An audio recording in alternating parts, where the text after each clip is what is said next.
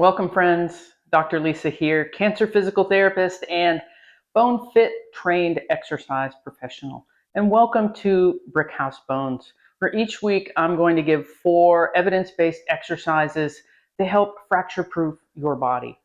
Now, this program is for anyone who has had osteopenia, osteoporosis, or who is just trying to proactively preserve and protect their bone health.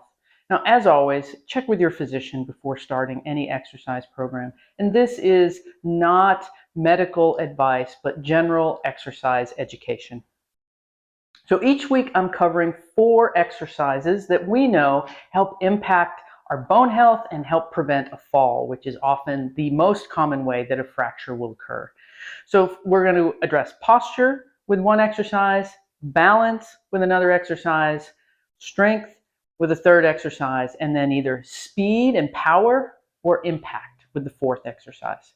So exercise number 1 today for posture is going to be shoulder or arm rotations. So we're going to start standing. You can do these sitting if sitting is more comfortable. So if you're sitting, you're going to have your elbows bent.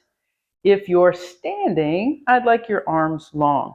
And make a loose fist with your thumb pointed forward. We're going to rotate those thumbs outward, rolling the shoulders back, squeezing the shoulder blades together, and lifting the heart forward, and then relax. And your goal is to see how far behind you can get your thumbs to point. If you're sitting and your elbows are bent, then that looks like this. How far back will those thumbs point? And then you can bring them back in and relax. Reach those thumbs back, lift the heart, squeeze the wings together, and back. And from the side, that looks like this. And release. Squeeze the wings, lift the heart. Slow and controlled for 10 repetitions. So that's exercise number 1 to address posture. Number 2 is going to be a dynamic balance exercise, stepping over a yoga block. If you have a yoga block, you can use that with it placed on the long side down. If you want more challenge, place it on the short side down so it's a little taller. Be conscientious that you're not going around the block. I want you to go over the block. And you can use a box of tissues, a book. You can make it as challenging or easy as you need to at this level. You can absolutely have a chair to hold on to or a countertop if you need to modify this balance exercise for your safety. Okay, so do use a prop if you need to. So we're going to put the block beside my right foot. Now, as best you can, again, you can use a chair, step over, land, and step back. If you can do it with no hands, let's do that. Step over, land on that right knee, step back. Step over, shifting the weight to the right, shifting the weight back to the left leg. We're going to do 10 repetitions on each side.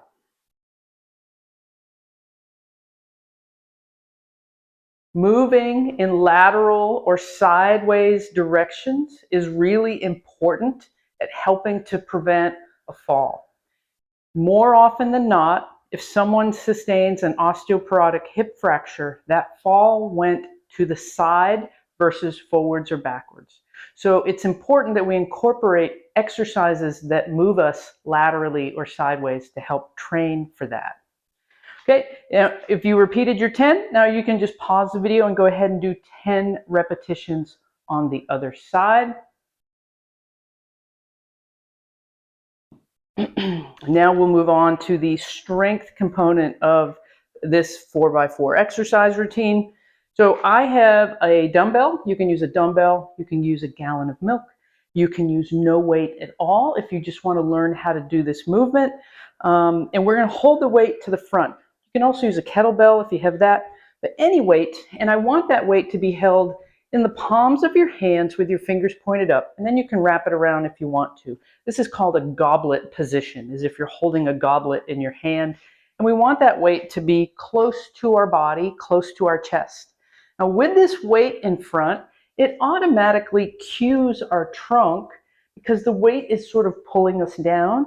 It cues our trunk to have to lift our heart and activate the muscles in our spine. And we want that to happen. That's really good for the bones in our spine. So I'm holding the weight here. I'm lifting my heart.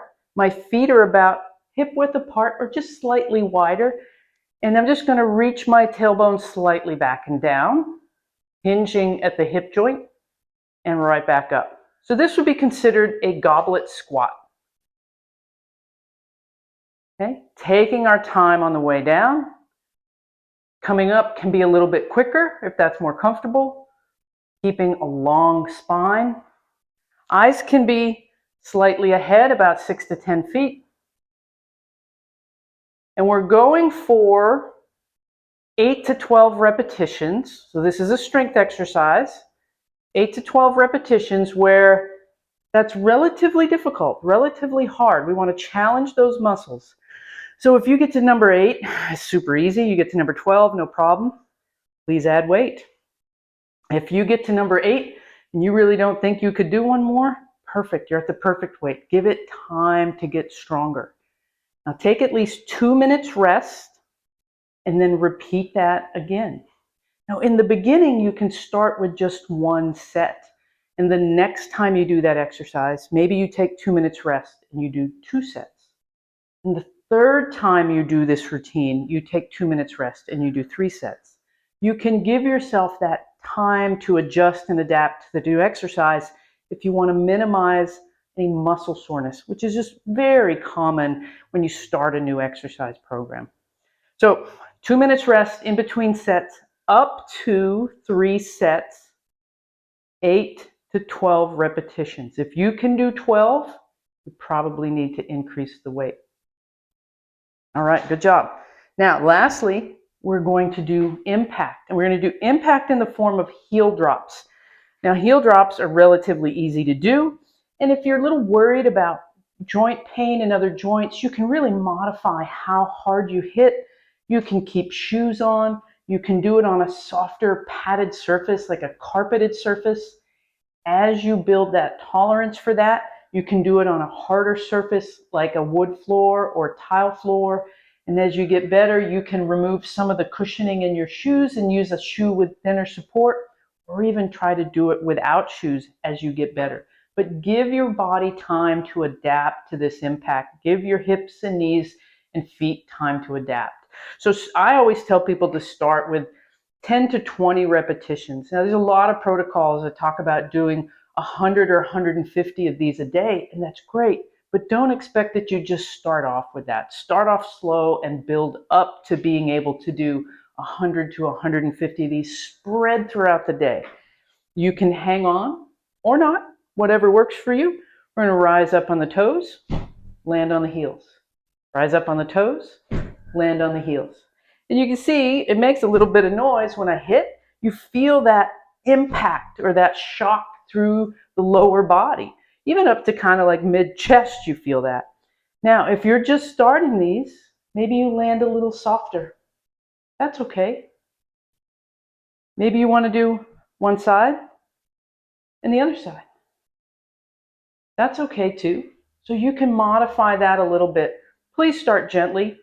Build up. This will be a really valuable impact exercise tool you can use in the grocery store, in public. You can do them anywhere. It'll be really wonderful, but give your body time to adjust to these. All right, excellent. So there's your 4x4 brick house bones exercises for this week. I hope that that was helpful to you. And please, as you know, share and share as you would love to receive this if you were looking for this information. I know many people are on these wonderful Facebook groups, and people are always asking, where do I find a good exercise routine? How do I know what's evidence-based? What's safe for me? So if you feel like it, please share the love and share this video with your friends and your Facebook groups. I thank you, I appreciate you, and I wish you the best in your journey.